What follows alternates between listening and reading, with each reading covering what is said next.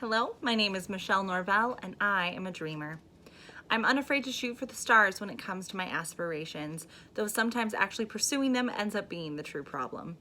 Over the years, I thought my clear path was to be an author. What I didn't expect, though, was that someday I'd find another calling that also pulled at my heartstrings, that also kept me up at night wondering about what more I could do, which turned out to be teaching students who are considered left behind. While reading the first chapter in Mastery by Greene, written in 2012, I was stunned how much of my own journey I saw in the pages. Within the primal inclination strategy, I felt drawn to the idea of an activity that leads to your initial passion. From a young age, I was passionate for music, singing before I spoke. I remember many moments where I'd sit with my father as he played guitar and sang songs he'd written, and I was always in rapture. By the time I could truly speak and share ideas, I noticed that more than singing, I loved to write songs. I didn't just write delightful ditties either, like perhaps other children might. It was often beyond my age of understanding. More than music, stories called to me, and even though music still holds my heart, it is not what ignites my soul as writing does. For years and years, I loved creative writing, starting my first novel at only 13, but I didn't think it was realistic to have a career in creative writing. This is where the Darwinian strategy spoke to me. At 16, I looked to journalism, but in class, every article I wrote was stripped of creativity, simplified, and I hated it. I was miserable, thinking that might be the career I'd be stuck in forever. Finally, my last assignment of the year, I was able to write a feature piece. My teacher told me to be as creative as I wanted, so I was.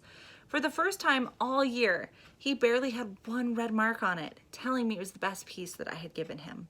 His encouragement instantly showed me that I couldn't ignore my creativity, and it showed me journalism was not a passion, nor something I wished to pursue.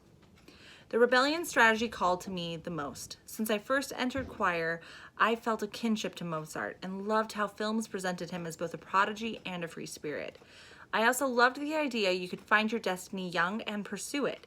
What stood out to me from Mastery, though, was that I didn't realize the reason he and his father drifted apart was because Mozart took hold of his own destiny.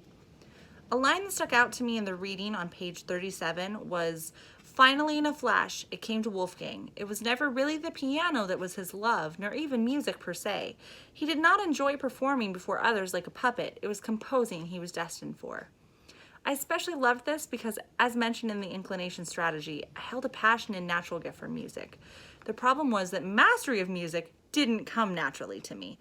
But I was so determined to sing that for a while I ignored my passion for writing, believing I could be a greater singer.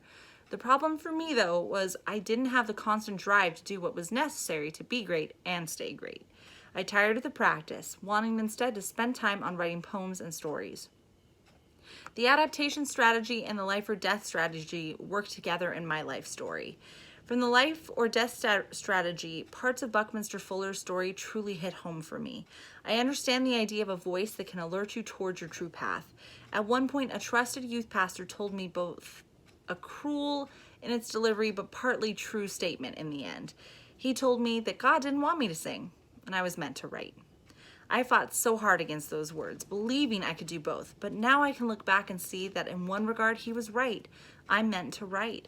I believe his wording and timing were presented badly, but perhaps with the right heart of motivation. As time passed, I discovered I was guided away from music and more towards writing. Though I have spent quite a bit of time discussing how much I love writing, over the last 2 years, there has been another turning point that has altered my calling. I know without a doubt that I'm meant to continue creative writing, but I also am called to the lost students, the ones who sit in the classroom utterly confused and utterly forgotten, those left behind. My dream in regards to writing would be to become a well-known and best-selling author, using my love of reading aloud to others to create a podcast reading my novels in weekly snippets.